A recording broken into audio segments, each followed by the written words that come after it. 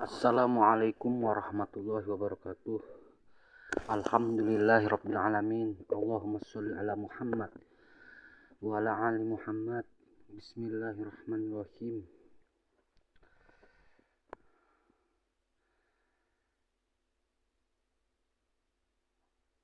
Berkenaan dengan bacaan-bacaan buku saya ini sebenarnya untuk menambah semangat saya pribadi dalam menyalurkan hobi saya membaca buku. Karena di zaman internet ini memang membaca buku ini berat, nggak kayak di zaman dulu. Di zaman dulu itu membaca buku saya semangat. Saya hobi membaca terus.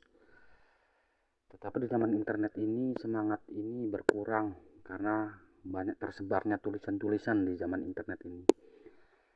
Jadi di balik bacaan-bacaan saya ini adalah untuk menyemangati diri saya sendiri untuk menyalurkan hobi saya, yaitu membaca buku apa saja.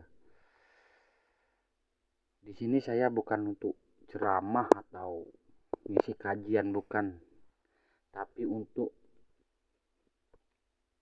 membuat audiobooks, buku bacaan berupa audio yang bisa saya nikmati, saya salurkan hobi saya, serta mudah-mudahan bisa bermanfaat untuk yang mau mendengarkan. Karena di zaman ini memang masyarakat Indonesia ini perlu banyak referensi-referensi bacaan untuk menambah wawasan berpikir, menambah kekuatan hati menghadapi segala macam perbedaan di bangsa kita ini. Malah kita lanjutkan video berikutnya berkaitan kisah tabi'in yang bernama Sa'id bin Al-Musayyab. Di video sebelumnya membahas tentang cobaannya terhadap penguasa di zaman itu, dan pelajaran yang bisa kita ambil adalah kesabaran dan keteguhan hatinya untuk mempertahankan prinsip-prinsipnya. Di video kali ini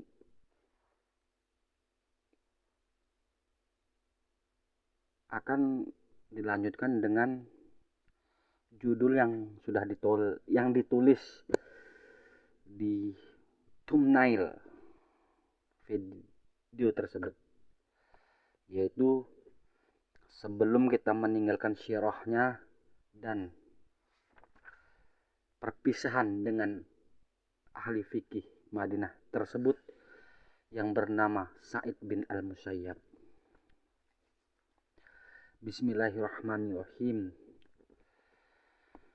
Sebelum kita meninggalkan sirahnya, sesungguhnya sirah Sa'id bin Al-Musayyab ini merupakan pelajaran yang harum mewangi. Dari tamannya itu kita dapat menghirup harumnya ketakwaan. Sebelum kita meninggalkannya, kita harus berkeliling terlebih dahulu untuk menyaksikan peran dari ahli fikih ini.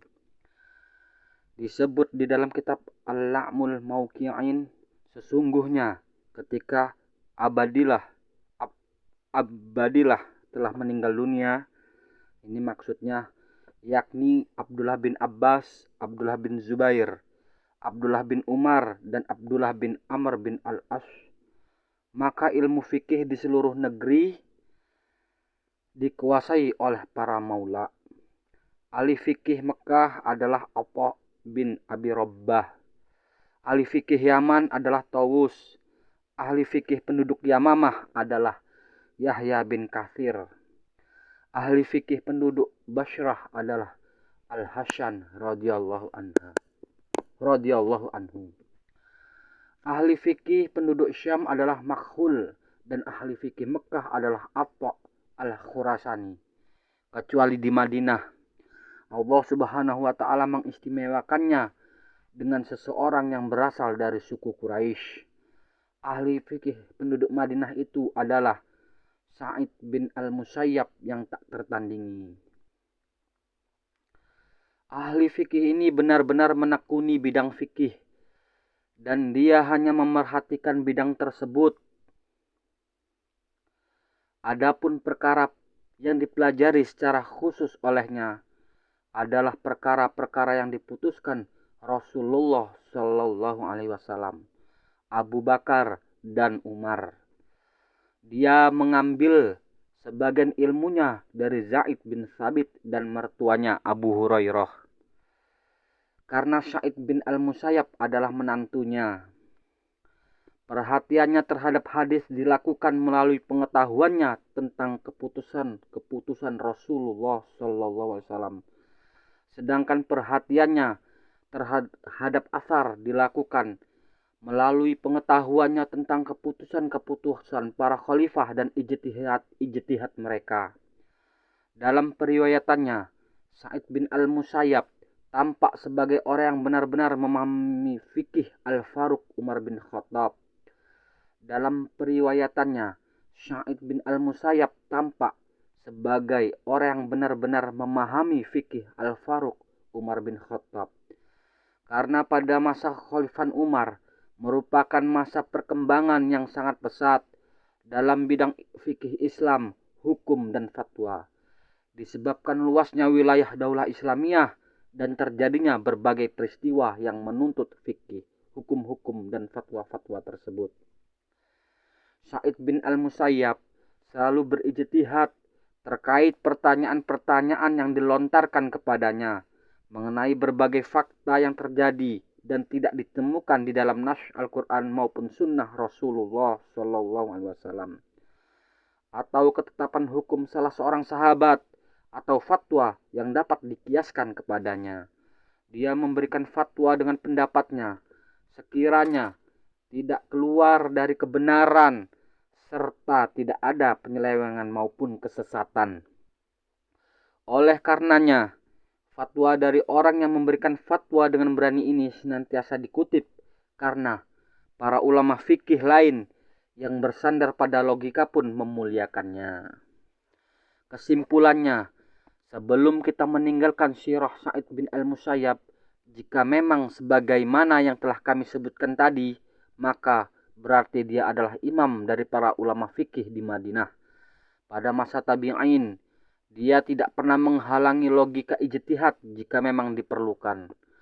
Logikanya tersebut dibangun berdasarkan asas-asas yang benar, yang dikembalikan dan dikokohkan dari ruh Al-Quran dan Sunnah Rasulullah SAW. Demikianlah kesaksian dari seorang pemikir, Syekh Muhammad Abu Zuhrah, mengenai kebenaran Sa'id bin Al-Musayyab, ahli fikih Madinah. Dan setelah ini kami akan mempersembahkan beberapa contoh dari orang yang berpengetahuan dan ahli fikih Sa'id bin Al-Musayyab. Rasulullah SAW bersabda di dalam hadisnya yang mulia, "Buatlah rumahmu menjadi lapang bagimu." Demikianlah Sa'id bin Al-Musayyab menentukan manhaj bagi dirinya. Dia mengatakan, tidak ada satu rumah pun di Madinah yang menaungiku setelah rumahku sendiri, kecuali aku mendatangi putriku dan terkadang mengucapkan salam kepadanya memasuki rumahnya. Di dalam sholatnya, kekhusyukan merupakan senjata dari ciri khasnya. Ketika Burd Maula Sa'id bin Al-Musayyab ditanya tentang sholatnya, dia menjawab, mengenai sholatnya di masjid, tentunya kita semua telah mengetahuinya.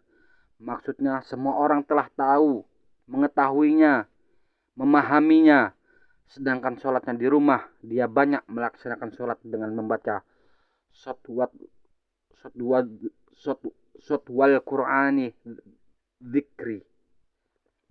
Dia tidak pernah berbicara pada waktu sholat Jumat sampai dia selesai melaksanakan sholat dan imam pun telah pergi.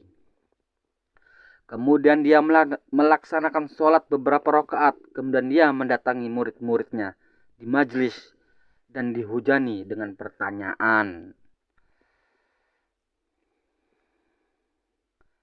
Sekarang adalah perpisahan dengan ahli fikih Madinah. Syekh ini meneruskan ke majelisnya selama puluhan tahun sebagai mufti dan guru, di mana para pengikut dan orang-orang yang mencintainya, yang berasal dari penduduk Darul Hijrah Madinah, merasa haus dahaga akan ilmunya. Begitu juga penduduk kota-kota lainnya, yaitu orang-orang yang datang untuk berkunjung ke taman yang mulia ini dan untuk mengucapkan salam atas Rasulullah SAW di Madinah Al-Munawwarah. Ketika setiap permulaan pasti ada akhirnya, maka tahun-tahun pun telah berlalu, kekuatannya telah hilang. Dua sumber kepercayaan telah melemah, pendengaran dan penglihatan. Dan Syekh ahli fikih Sa'id bin Al-Musayyab pun sakit parah. Maka Nafi' bin Jubair bin Mut'im datang menjenguknya, dan dia dalam keadaan pingsan. Lalu Nafi' bin Jubair berkata, hadapkanlah tempat tidurnya ke arah kiblat. Maka mereka pun menghadapkan tempat tidurnya ke arah kiblat. Lalu ketika dia sadarkan diri, dia berkata, siapakah yang memerintahkan kalian untuk menghadapkan tempat tidurku ke arah kiblat? Apakah Nafi' bin Jubair yang memerintahkan kalian? Nafi' menjawab, ya. Sa'id pun berkata, seandainya aku tidak berada di arah kiblat dan di atas agama Islam, maka perubahan arah tempat tidurku yang kalian lakukan ini tidak akan bermanfaat sama sekali bagi diriku. Masya Allah. Kemudian dia berkata lagi di atas tempat tidurnya, dalam keadaan sakit, apabila aku meninggal dunia, maka janganlah kalian mendirikan tenda di atas kuburanku. Janganlah kalian mengikuti jenazahku dengan api, dan janganlah kalian mengumumkan kematianku kepada siapapun. Cukup bagiku orang yang diberitahu oleh Tuhanku saja. Dan janganlah penyair mereka ini ikut mengantar jenazahku. Lalu dia melanjutkan perkataannya. Cukup bagiku 4 orang saja yang membawaku ke hadapan Tuhanku. Dan janganlah jenazahku diikuti oleh teriakan orang yang mengatakan tentang diriku apa yang tidak ada di dalam diriku. Lalu dia memandang kepada uang dinar yang dimilikinya, seraya berkata, ya Allah, sesungguhnya Engkau Maha mengetahui bahwa aku tidak meninggalkannya selain untuk menjaga kehormatan dan agamaku. Di antara kerumunan para sahabatnya, ruh ahli fikih ini pergi menghadap Tuhannya. Hal itu terjadi pada masa kekhalifahan Al-Walid bin Abdul Malik di Madinah pada tahun 94 Hijriah, pada usianya yang ke-75 tahun.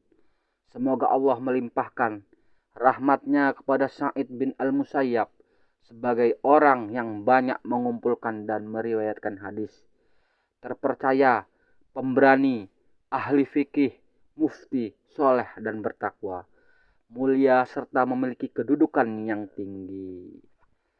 Alhamdulillahirrabbilalamin. Selesai sudah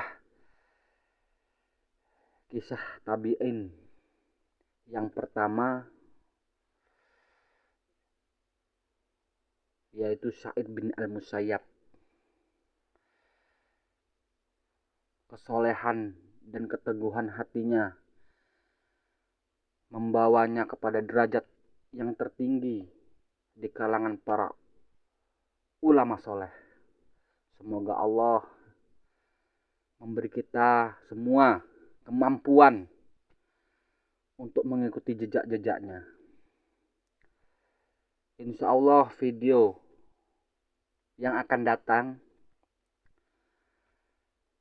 kita akan membahas kisah tabi'in yang kedua. Dia adalah tokoh tabi'in yang menjadi teladan dalam kesabaran.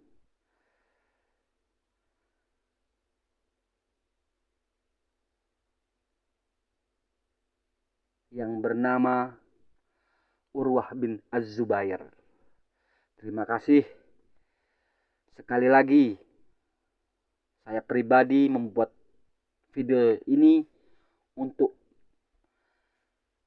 menyemangatkan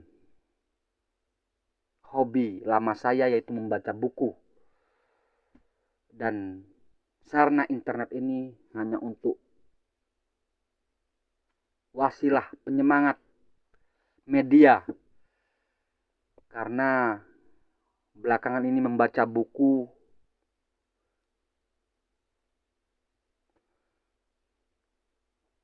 sungguh membuat malas, karena di zaman internet ini banyak sekali tersebarnya tulisan-tulisan dan video-video. Jadi jika membaca sendiri itu nggak bisa fokus, nggak seperti dulu. Maka dari itu ya, semoga bisa saling memberi manfaat. Yang menyampaikan belum tentu bisa mengamalkan. Kemungkinan yang mendengarkan yang mampu mengamalkan. Assalamualaikum warahmatullahi wabarakatuh.